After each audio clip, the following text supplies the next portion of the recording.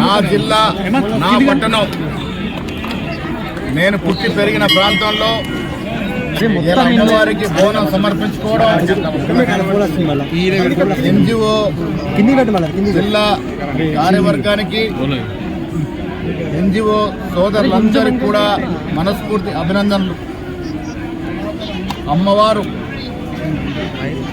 పాత కలెక్టరేట్ లో వెలిసిన అమ్మవారు, మనం బోనం స్వీకరిస్తున్న అమ్మవారు ఈ రాష్ట్రాన్ని మంచి వర్షాలతో, పాడి పంటలతో, పశు సంపదతో, పారిశ్రామికంగా, విద్యాపరంగా, వ్యవసాయ పరంగా, వ్యాపార పరంగా ఈ జిల్లాతో పాటు తెలంగాణ రాష్ట్రాన్ని అన్ని దశలుగా అభివృద్ధి చేసే విధంగా ఆశీర్వదించాల్సిందిగా రాష్ట్ర ముఖ్యమంత్రి రేవంత్ రెడ్డి మొత్తం క్యాబినెట్కి అమ్మవారు ఆశీర్వాదం ఉండాలి.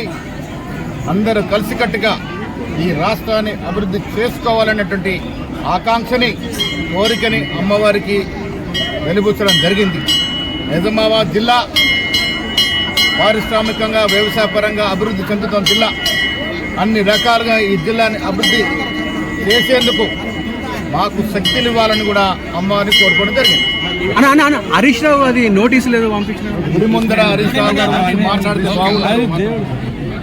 మీరు అడిగారు కాబట్టి నేను చిన్న చెప్పింది, ఇవాళ ఈ గుళ్ళో నేను దర్శనం చేసుకొని ఈ రాష్ట్రం బాగుండాలని కోరుకున్నాను. హరీష్ రావు గారు మన రాష్ట్రంలో కాకుండా తమిళనాడు, కర్ణాటక రాష్ట్రాల్లో క్షుద్ర పూజలకి ఆనవాయితీగా పేరుబడిలో ఉన్నటువంటి గుళ్ళలో పూజలు చేశారు.